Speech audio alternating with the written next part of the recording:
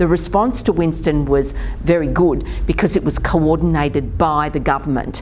And so therefore, as we help governments and we support governments to capacity build in terms of disaster response management, we're starting to see a much more smooth response, both timely and logistically responding to these. And that's what we need. We don't need, at a time of crisis and at a time of post-disaster, we need that happening. The other thing that we're also doing is that because of the fact that we are helping to get countries ready, every dollar that we spend in terms of readiness means it's $15 that's saved at the other end, effectively working at the top of the cliff rather than the bottom of the cliff. So all of this combines. If we start having that effectively one-stop shop, it means that we're not going to have potentially a waste of resources, potentially having NGOs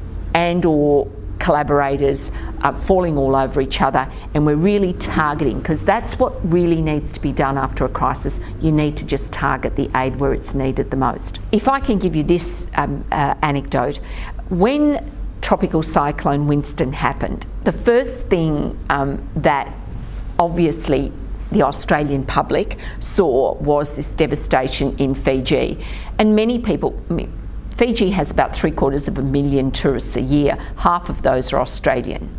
So all of a sudden there was this sort of, goodness me, do I go to Fiji on my holiday? We went out, myself and the High Commissioner and others, and had a breakfast which brought all the tourism operators together. And we said, look, the best thing that you can do, the strong message we got out, the best thing that you can do to help the people of Fiji is to actually take your holiday and go to Fiji.